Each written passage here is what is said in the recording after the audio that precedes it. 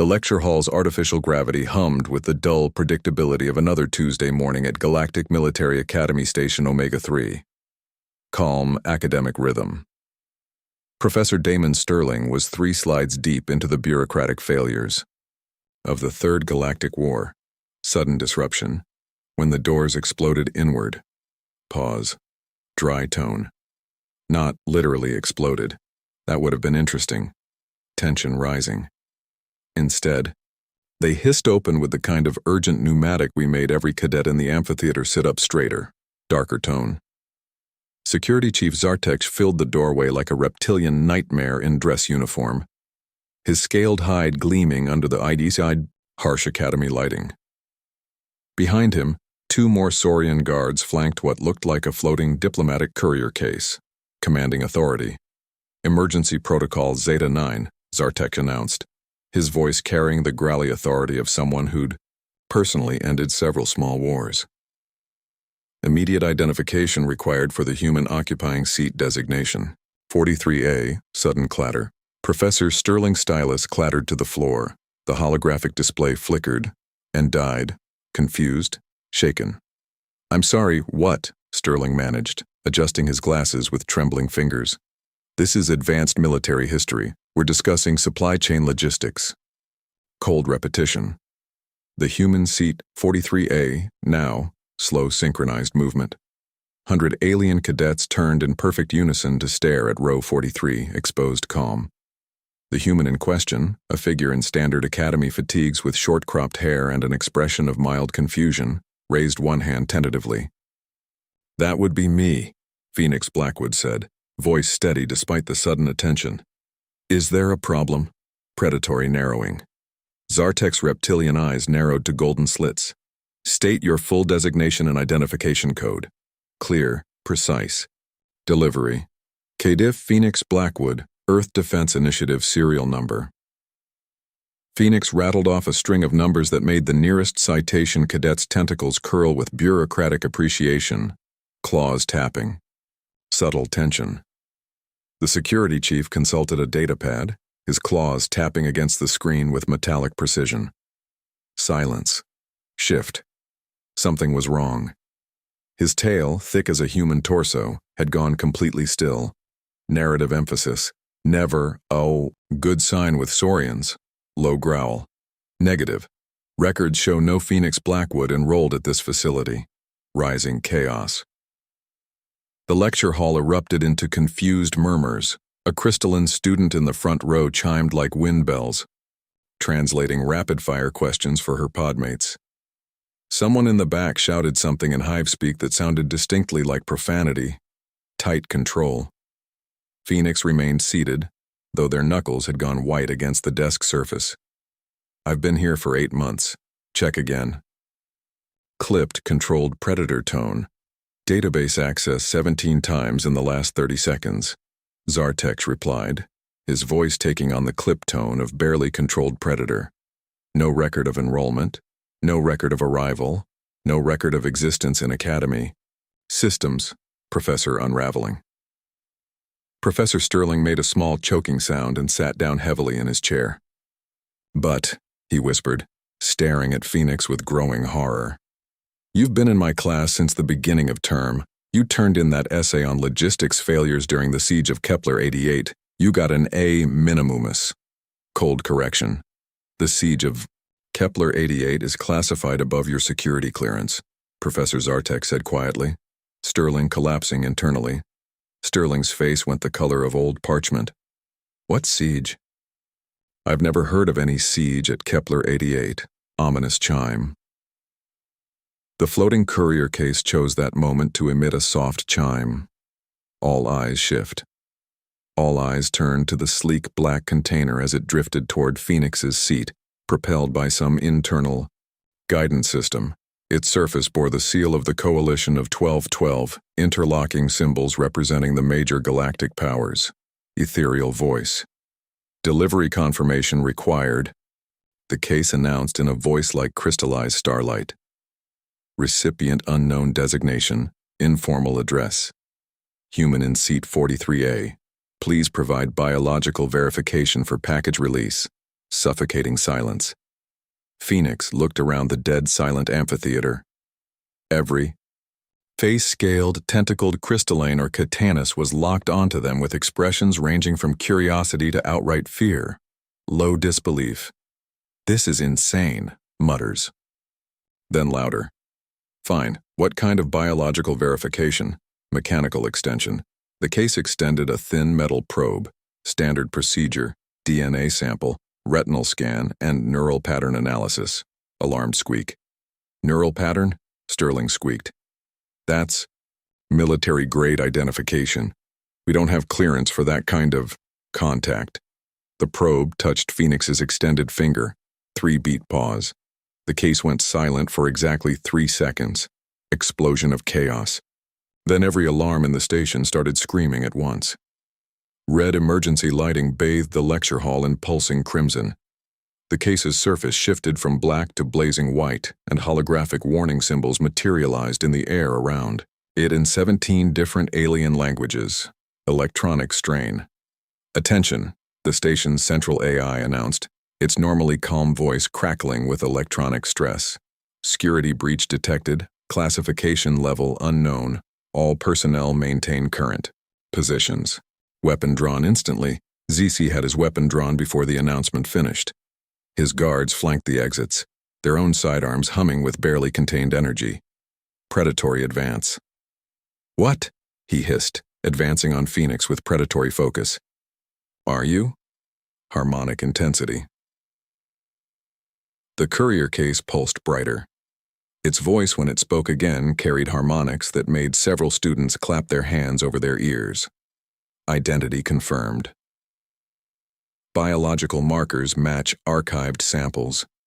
Neural pattern. Verified against classified database. Recipient authorization, Obsidian-level clearance. Shock ripple. Professor Sterling made a sound like a deflating balloon and slumped forward onto his desk. "Obsidian clearance," someone whispered from the back row. "That's higher than the Academy commander. Mechanical precision." The case's lid irised open with mechanical precision, revealing a metal nestled in what looked like crystallized starlight. The metal itself was simple, a dark metal disc inscribed with symbols that seemed to shift and move when viewed directly, shaking hands. But the documentation beneath it, Phoenix reached for the papers with hands that had started shaking. 4 services. Rendered during Operation Silent Thunder. Voice fading. They read aloud, voice growing quieter with each word. Classification level Obsidian, details sealed by joint order of the Coalition of 12. Awardedly to, pause, realization hits. Phoenix stopped reading. Their face had gone completely white, posthumously. Weapon. Still raised. Zartesh stepped closer, weapon still drawn. "You're supposed to be dead." Cold AI finality. The case's AI spoke again, each word dropping into the silence like stones into still water. Recipient status updated in real time. Previous death. Certification has been revised. Sudden crash.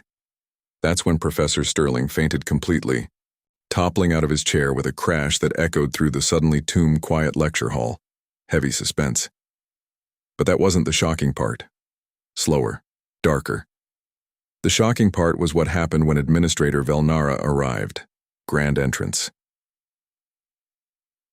"This how?" Citation official flowed through the lecture hall doors with the fluid grace of her species. Her massive form somehow elegant despite requiring a personal gravity field to support her bulk in the station's artificial atmosphere. Harmonic resonance. Her whale voice resonated through specialized speakers as she surveyed the chaos. Heavy aftermath. Slow, stunned tone. 1 unconscious professor, 100 terrified cadetses, 3 armed Saurian guards, and 1 very confused human holding a medal they weren't supposed to be alive to receive. Resonant, commanding harmony. Security Chief Zartek. She harmonized, her translator rendering the complex tones into flat galactic standard. "Stand down your weapons immediately." Tense objection. Administrator, this individual represents an unknown security threat. They possess Obsidian-level clearance. Without existing in our systems, deep vibration, controlled authority, and I said, "Stand down." The harmonic undertones in her voice made the station's hull vibrate. That's not a request. Reluctant compliance. Zartek's weapon powered down with obvious reluctance. His tail continued to lash behind him like an agitated snake. Intense scrutiny. Velnar's massive eye, each one larger than a human head, focused on Phoenix with uncomfortable intensity. Formal command: Cadet Blackwood, you will accompany me to conference room Beta 9 for immediate debriefing. The rest of you will remain here until this situation is resolved. Desperate interruption. Wait, Phoenix said, finally finding their voice. I need answers. What is Operation Silent Thunder? Why does this metal say I'm dead? What happened at Kepler 88? Conference room Beta 9. Firm repetition, faint sympathy, Fellner repeated. But her voice carried notes of something that might have been sympathy. Now, transition, hallway whispers, as they left the lecture hall. Phoenix caught fragments of whispered conversations in a dozen alien languages. The universal translator struggled with the overlapping chatter, producing a linguistic soup of fear, confusion, and wild speculation. Never heard of Obsidian clearance? iPod. Sister works in military records. She says Silent Thunder doesn't exist. Humans always hiding something. Cold, sterile atmosphere. The conference room was a study in bureaucratic sterility. Gray walls, gray table, gray chairs designed to accommodate 17 different body types. The only color came from the holographic displays that materialized as soon as the door sealed behind them. Command tone. Display file. Phoenix Blackwood classified search authorization. 77 Kappa, the administrator commanded. The air filled with scrolling text, dates, and military designations, but most of it was redacted. Black bars covered everything except the most basic information. Name, species, general physical description. Everything else had been classified so heavily it might as well have been written in invisible ink. Frustrated dissonance. This is impossible, Vaylor muttered, her harmonics taking on dissonant notes of frustration. Have beta-level clearance. I should be able to access basic personnel files. Leaning forward, urgent curiosity. Phoenix leaned forward, studying the display. What about the metal documentation that mentioned Silent Thunder, display operation? Silent Thunder all available files. A single line appears, quiet dread. Operation Silent Thunder classification level Obsidian access deny. Even I can't access it, Belnar admitted. Obsidian clearance requires authorization from at least 8 members of the coalition of 12. That kind of security is reserved for, she pauses. Her massive form rippling with uncertainty for threats to galactic stability. Sudden interruption. The door chimed. Security Chief Zartek entered without waiting for permission. His reptilian features grim. Administrator, we have a problem. Pause. Multiple problems. He activated his own data pad, projecting a stream of urgent communications. In the past 18 minutes, we've received priority queries from the Saurian Hegemony Intelligence Division, the Crystalline Syndicate Information Bureau, and the Hive Collective Military Command. They all want to know why an Obsidian-level security alert originated from an Academy station. Tight questioning. What did you tell them? Fellner asked. Agitated scrape. Nothing, because I don't know anything. Zaltek's claws scraped against his datapad. But they're sending representatives, military representatives, the kind that ask questions with weapons drawn.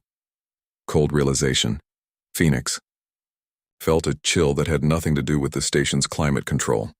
This is about Kepler 88, isn't it? Sudden stillness. Both aliens turned to stare. What do you know about Kepler 88? Zartek demanded. Frustrated confession. Nothing. That's what's driving me crazy. I wrote an essay about the siege there for Professor Sterling's class. Logistics failures, supply chain problems, standard military history stuff. But apparently, I wrote about something that's classified above his security clearance. Something that officially never happened. Dissonant harmonic surge. Velnar's translator emitted a sound like whale song mixed with grinding metal. Display Kepler 88. Historical records all files. Hologram refresh. The hologram refreshed, showing a star system with standard navigational data. 8 planets. 2 asteroid belts classified as a minor mining operation under Crystalline Syndicate jurisdiction. Current status active. No military action reported. Slow disbelief. According to our records, Vellner said slowly, Kepler 88 is a peaceful mining system. No conflicts, no military presence beyond standard security patrols. Certainly no siege. Desperate proof. Then explain this, Phoenix said, pulling out their datapad and accessing their completed assignments. The essay materialized in the holographic display, filling the air with detailed tactical analysis. The Siege of Kepler 88, a case study in logistical failure during extended orbital campaigns. Bellinara read aloud. The 18-month conflict demonstrated critical flaws in coalition supply doctrine when faced with unexpected human defensive innovations. Silence, stretched tight. She stopped reading. The silence, stretched like a taut cable. Months. Zartek whispered. You wrote about an 18-month siege at a system that shows no record of military action. Growing dread. It gets worse, Phoenix said, scrolling through their own work with growing dread. Look at the casualty figures, fleet compositions, battle, analysis. I didn't make this up. I remember researching it, cross-referencing sources, checking military databases that apparently don't exist, observed, urgent interruption. The conference room's communication system activated with an urgent chime. Administrative Elnara priority communication from Coalition High Command. Immediate response required. Permission granted. Put it through. Visual shift. The holographic display flickered and resolved into the imposing figure of council speaker. The Hive representatives' insectoid features were difficult to read, but the rapid clicking of their mandibles suggested extreme agitation. Administrator, we require immediate clarification regarding the Obsidian-level security alert from your facility. Our collective memory indicates potential connection to classified protocols involving human military capabilities. Careful reply. Council speaker, we're still investigating. Sharp escalation. Investigation is no longer sufficient. X-Moth's compound eyes glittered with multifaceted intensity. Emergency Council Session 891X has been called. All 12 Coalition members are responding. We require immediate transfer of the individual responsible for triggering this alert. Sudden drop in tone. Phoenix felt her stomach drop. Transfer to where? Cold Authority, Coalition High Command Fortress Station, Hixmoth replied. For formal inquiry regarding knowledge of classified human military operations, protective undertone. Bonaro's harmonics took on protective undertones. Council speaker, this individual is a cadet at our academy. They have rights under student protection protocols. Student protection protocols do not apply to individuals with Obsidian clearance who possess knowledge of operations that officially do not exist. Low clicking sound, unsettling. X-Moth's mandibles clicked in what Phoenix was learning to recognize as the Hive equivalent of a grim smile. The transport will arrive in 6 hours. Heavy finality. The communication ended with finality that echoed through the conference room. Stunned repetition. 6 hours, Phoenix repeated numbly. What happens at Coalition? High Command? Silent exchange. Zartek and Nara exchanged a look that transcended species barriers. The universal expression of people who knew bad news when they saw it. Carefully measured. Formal inquiry, Vellner said carefully. Usually involves neural scanning, memory, extraction, and detailed interrogation under control conditions. Bitter translation. That's a fancy way of saying they're going to dig through my brain with alien technology to find out what I know about something that didn't happen. Phoenix translated. Quiet. Confirmation. Essentially. Yes. Restless pacing. Phoenix stood up abruptly, pacing to the wall where they could stare out at the stars beyond the station's viewports. This is insane. Yesterday, I was a normal academy cadet worried about passing orbital mechanics. Today, I'm apparently dead, classified above my professor's security clearance, and about to be brain scanned by a council of alien governments because I know too much about a battle that never happened. Lower, serious. There's something else, Zartek said quietly. The medal? It's not just any decoration. The Obsidian Medal of Strategic Excellence is only awarded for actions that fundamentally alter the balance of galactic power. Slow turn. Phoenix turned back to face them. Meaning, harmonics darken, meaning, harmonics. Carried ominous undertones.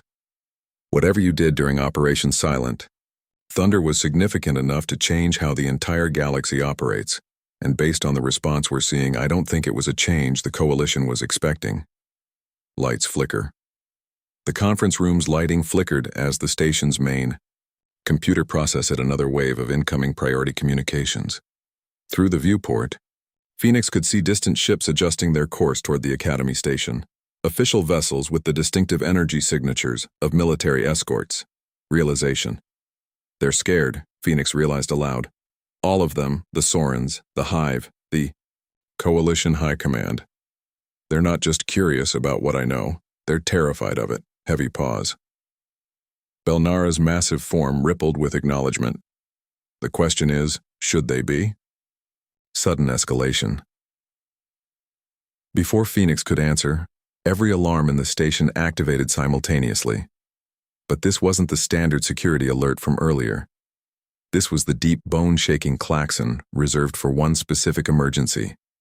Incoming warships, multiple contacts, battle configuration, and then the alarm started. Revelation. The warships weren't coming to arrest Phoenix. They were coming to protect the station. Hologram ignites. Admiral Zara Nightfall's face materialized in the conference room's holographic display with the kind of timing that suggested she'd been monitoring their conversation from the beginning. Her Earth Defense Initiative uniform was crisp despite the obvious signs that she'd been roused from sleep, and her dark eyes held the calculating intensity of someone accustomed to making decisions that affected entire star systems. Firm, direct. "Cad Blackwood," she said without preamble. "We need to talk now." Stunned, Phoenix stared at the hologram. "Admiral, how did you?" Grim explanation. The moment that metal case opened, every human military installation within 50 light-years received an automated alert.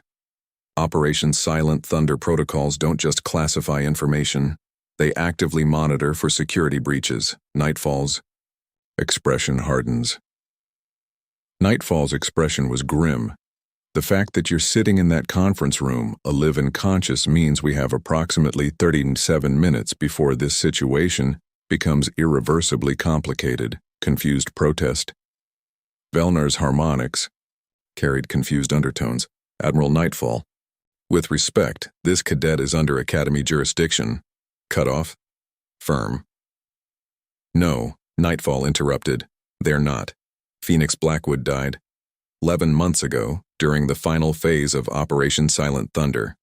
What's sitting in your conference room right now is either an impossibility or a security breach so profound it threatens the stability of human-alien relations." Tail snaps outward. Zarthek's claws extended involuntarily. "Explain." Display shifts abruptly. Immediately, the display shifted, showing star charts that Phoenix recognized with a jolt of inexplicable familiarity, the Kepler 88 system, but not as it appeared in official records. This version showed massive orbital installations, defense platforms, and the wreckage of what looked like several fleets. Quiet truth. Kepler 88 was never a mining operation, Nightfall said quietly. It was humanity's first major defensive stand against a coalition expeditionary force. The siege lasted 18 months, cost 12 alien fleets, and ended with a human victory so decisive that the coalition agreed to classify the entire conflict, rather than admit what happened. Silence falls completely. The silence in the conference room was absolute. "That's impossible," Velaro whispered. "The coalition has never lost a major military engagement. Our combined fleets represent the pinnacle of galactic military technology, slow awakening." Your combined fleets, Phoenix said slowly. Memory fragments clicking into place like puzzle pieces weren't designed to fight humans who had nothing left to lose. Confirmation. Admiral Nightfall nodded. Phoenix was part of the final assault team that captured the Coalition command ship. The mission was classified Obsidian because the tactical innovations developed during that operation were considered too dangerous for general knowledge. Sharp demand. What kind of innovations? Zartek demanded. Memory speaking. Phoenix answered before the Admiral could respond. Words emerging from some buried corner of their mind. Kinetic bombardmenticing civilian mining equipment, electromagnetic warfare adapted from entertainment systems, and psychological operations based on human survival instincts that coalition forces couldn't predict or counter. Environment reacts. The conference room's environmental systems adjusted automatically as Vaylor's stress-induced temperature fluctuations threatened to overwhelm the climate control. Disbelief. You're saying humans defeated a coalition fleet using mining tools and entertainment technology. Precise correction. We're saying humans turned a mining station into a fortress that held off the most advanced military force in the galaxy for 18 months, Nightfall corrected. And when the coalition finally broke through our defensive perimeter, we didn't surrender. We counter-attacked using tactics so unorthodox that their battle computers couldn't process what was happening, memories rising. More memories surfaced in Phoenix's mind like bubbles rising through dark water. The weight of improvised body armor, the smell of recycled air thick with desperation and determination. The moment when Commander Blay 1 Ashford looked at the remaining defenders and said, "If we're going down, we're taking them with us." Whisper. "I remember," Phoenix said, voice barely above a whisper. "The command ship. We didn't just capture it, we turned it against the rest of their fleet. Absolute stillness. Zartek's tail had gone completely motionless. You hijacked a coalition." Dreadnought. Worse, Admiral Nightfall said. They convinced the ship's AI that humans were the rightful commanding authority. The AI spent the next 6 hours systematically dismantling its own fleet combat effectiveness while broadcasting human tactical doctrine to every coalition vessel in the system. Shockwave. The implications hit Valenera like a physical blow. Her massive form shuddered as the harmonics from her translator took on dissonant overtones of horror. The psychological impact alone. If news of that defeat had become public, it would have destabilized governments across the galaxy. Grim conclusion, which is why the coalition agreed to classify the entire operation. Nightfall continued. Cold, historical finality. Officially, Kepler 88 never happened. Lower, heavier. Unofficially, it became the template for human defensive strategy across our territorial boundaries. The coalition learned that humans don't fight wars the way civilized species are supposed to, memory crystallizing. Phoenix felt pieces of memory snapping into focus with crystalline clarity. But something went wrong during the extraction. The command ship's self-destruct sequence activated before we could get clear. Grim confirmation. You were caught in the blast. Nightfall. Confirmed. Neural trauma, complete memory fragmentation, technically dead for 17 minutes before the medical team got your brain activity restarted. The injury was so severe that Earth Command decided it was safer to classify you along with the operation. Suspicion. Safer. How? Zartek asked, horror rising. Memory reconstruction therapy. Phoenix realized with growing horror, they rebuilt my memories from scratch. Gave me a new identity, new history, enrolled me in the academy as a normal cadet. I've been living a completely fabricated life. Urgent interruption. The conference room's communication system activated again, but this time the voice belonged to someone Phoenix didn't recognize. A human with the clipped tones of military intelligence. Admiral Nightfall, we have a problem. Coalition forces are mobilizing across 17 sectors. They're not just responding to the security alert, they're implementing what looks like pre-invasion protocols. Nightfall shifts, alarmed. Nightfall's expression shifted from grim to genuinely alarmed. Explain. Intelligence briefing tone. Intelligence indicates they've been monitoring for exactly this scenario, the recovery of Phoenix Blackwood's memories. Apparently, the classified nature of Silent Thunder wasn't just about preventing public knowledge of their defeat. It was about preventing humans from realizing what we're actually capable of. Frantic questioning. Naru's harmonics took on frantically questioning tones. What does that mean? Memories breaking free.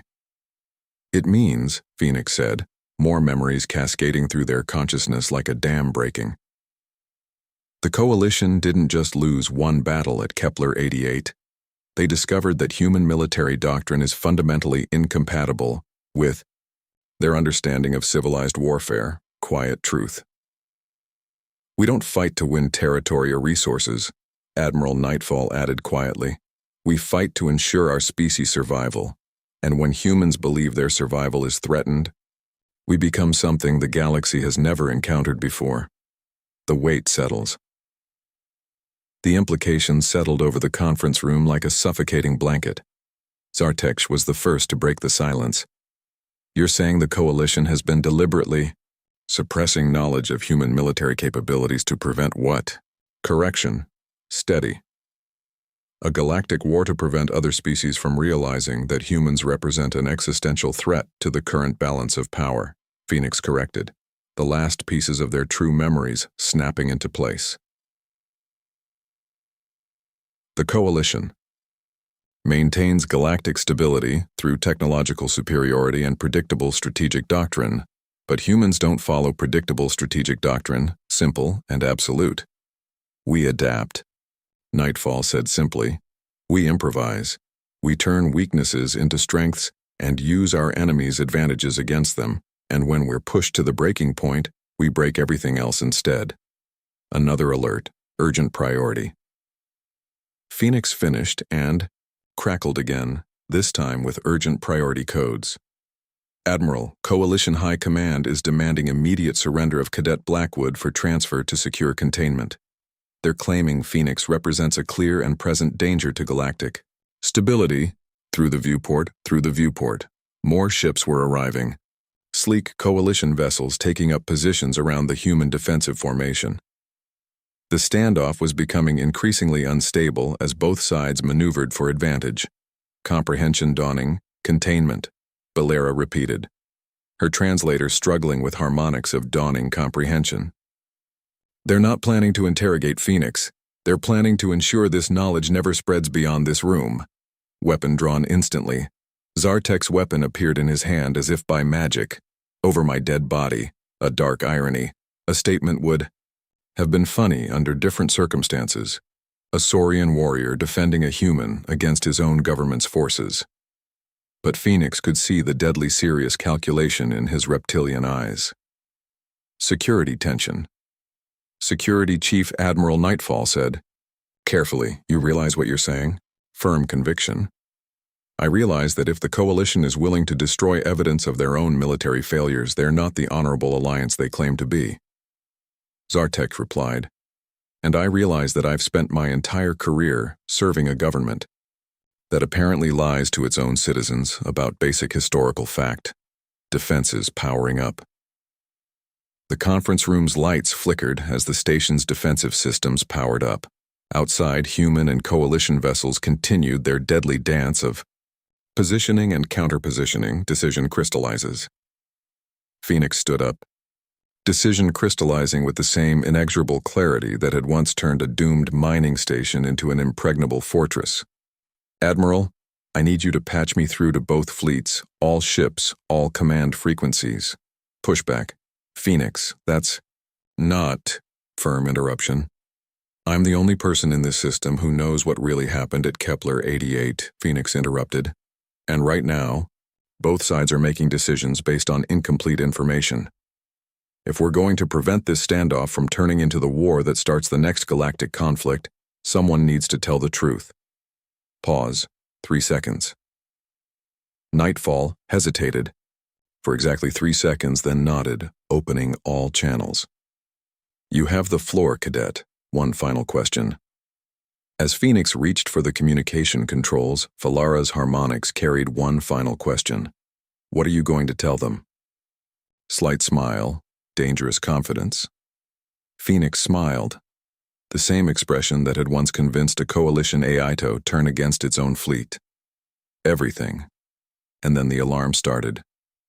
Phoenix's voice carried across both fleets with crystalline clarity. Months ago, you told us Kepler 88 was a police action, a minor territorial dispute. You lied. The channels erupt. The communication channels erupted with protest from coalition commanders. But Phoenix continued without pause. We held that system because we had nowhere else to run. You brought 12 fleets to crush one mining station. We turned your own ships against you using cargo loaders and entertainment systems. And when you finally broke through our defenses, we didn't surrender. We made you wish you'd never found us, watching tactical displays. Admiral Nightfall watched the tactical displays as coalition vessels began powering down their weapon systems. The truth, calm, absolute. The truth is simple, Phoenix said. Humans don't fight wars, we fight extinctions. Every single time you push us to the breaking point, we'll find a way to push back harder, not because we're warriors, because we're survivors. Respect in the clicking. Council Speaker's voice crackled through the comm system, mandibles clicking with what might have been respect. Proposal: immediate reclassification of human territorial boundaries. No coalition vessels within 50 light-years of Earth systems without formal diplomatic approval. Small, confident smile. Phoenix. Smile. Counter-proposal. Joint training exercises. You want to understand human tactics? We'll teach you. Fair exchange.